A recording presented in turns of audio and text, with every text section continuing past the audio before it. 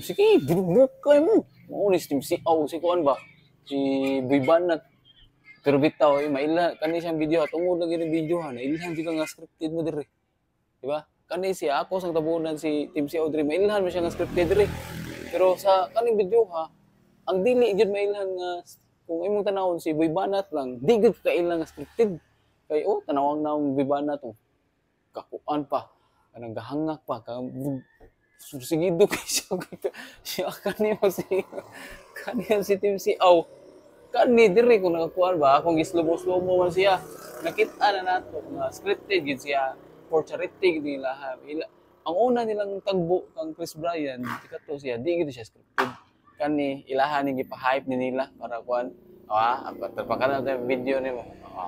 Pero slow mo na to Oh, kami sino. Scripted na siya pero nindo siya tanawon para makatabang sa sila sa kuan. So